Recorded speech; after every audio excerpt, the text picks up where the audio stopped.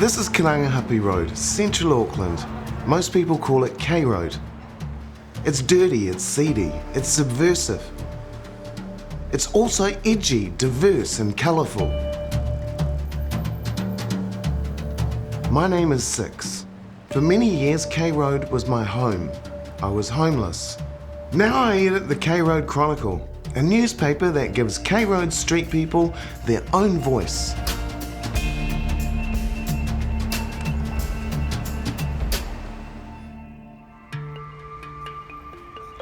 This is Mickey. He's been homeless for 3 years. He lives in a cemetery and prefers to be known as Mickey the Rat. I like my K Road Chronicle. I'm sick of being homeless. I'm 63 in November. Just want to get off the street. One of the worst things about being homeless is not being able to have a shower every day and getting mugged by other homeless people. The best thing about being homeless is I don't have to pay any rent and all my benefit money is mine. Spend on what I like. How much are you getting? 209 a week. 209. Yeah. That goes nowhere. Nah. By the time you buy drugs and alcohol, there's nothing left. Well, luckily I don't do drugs anymore, it's just alcohol. It's 6 months later. With a lot of help from a lot of people, Mickey's now got his own place. So when you walked into the apartment, what was your immediate thoughts? Where do I sign? I don't even want to look around. Yeah. I just, where do I sign? Mate, anything's got to be better than sleeping in the graveyard, mate. You know, that first night when you're there. Christmas. Christmas has come. But when you get housed, your problems don't just magically disappear. There's a whole heap of conflicting emotions. You're excited, you're anxious. You need to find a power supplier. Do you need insurance? How am I going to actually put things in this property? For this, you need ongoing support from a social worker, like Ashley. She works for Housing First, an organisation which helps house the homeless. This morning, Ashley's preparing to visit Mickey. There's a variety of challenges that come up. It may involve drugs and alcohol, it may involve challenges with mental health. There's never two people that have the exact same challenges, and there's never two people that will navigate them in the exact same way either. Hey, how are you doing? Good. My broken down house. How have you been? Good. Good? Yeah, I'm always good. So other than the couch and the fridge, how have things been? Ashley's not only here to deal with practical problems, but also to check on Mickey's welfare. Well, my daughter's coming down today soon. Oh, she's coming to visit? 12 o'clock. 12? Nice. And with a bit of luck, she might take me out and see my mum. Oh, that would be good. How's your mum going? Still tracking. It's 85 this year. Yeah. All right, well, I'll head off. Well, give me a ring and let me know when the Tuesday appointment and all that is. Good to see you as always. Yeah, okay, bye. After Ashley leaves, he's back to his favourite pastime, drinking. I know I'm an alcoholic. That is the court. He used to be an addict. So you got quite an interesting history with the drug culture, haven't you? Yeah, well, I started really young. Snorting heroin when I was 17, 18. And I sold an ounce of morphine to an undercover cop. And I got 18 months in jail.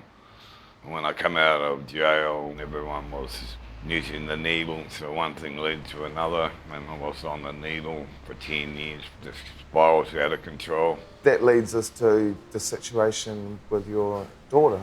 My daughter, she must have been wandering around at 18 months old, thought lolly, gobble. She took a double-load cap of heroin and swallowed it at 18 months old, and she died 3 times on the way from Red Beach down to Auckland Hospital. You must have been gutted. I couldn't do anything about it, I was in jail. One of those things, somebody had left their drugs around, I found them on the coffee table and I took them.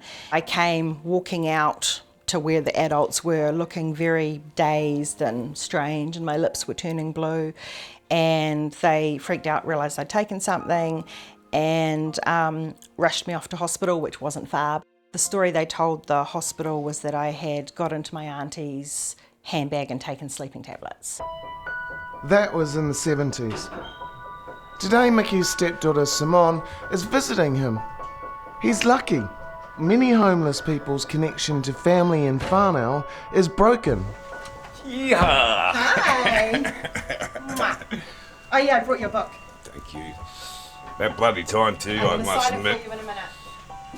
Oh, it's a good picture you got on it. Very good picture. Got a hair and makeup. Yeah. Sign the thing for me. Simone has written a memoir documenting her long road to recovery after she was brutally attacked in 2003. For her, an important element of that healing journey is maintaining her relationship with Mickey. And my derelict dad.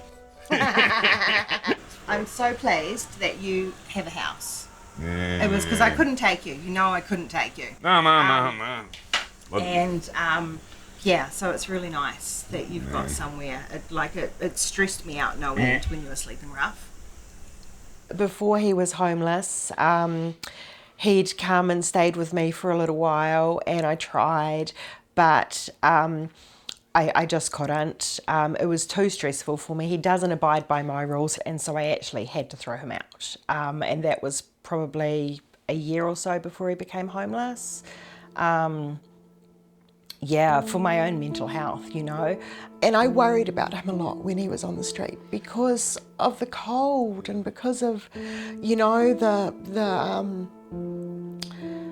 just the stress of not knowing if your stuff's going to be where you left it. The stress of other people judging you because you smell because you haven't had a shower. So having him in accommodation that is permanent is so amazing.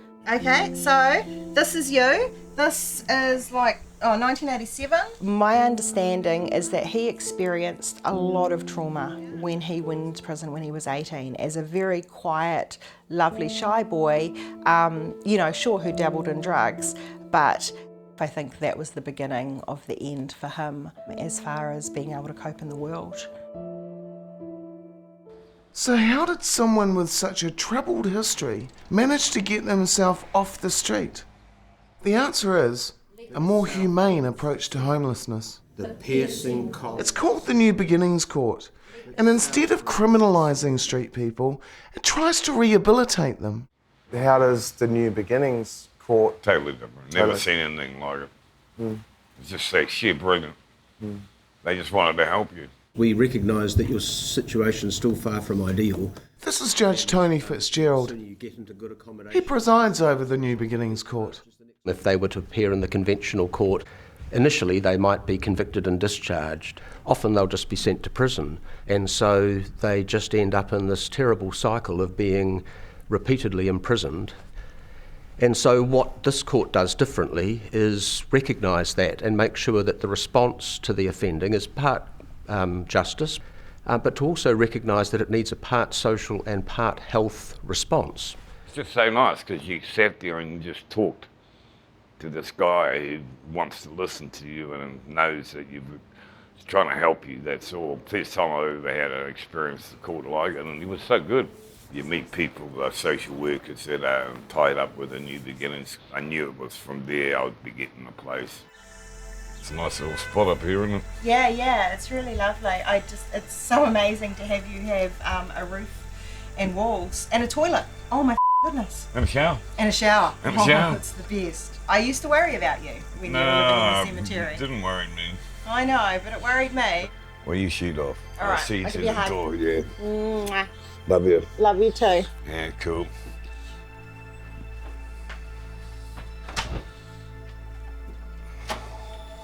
All right, I'll see you later. Mwah.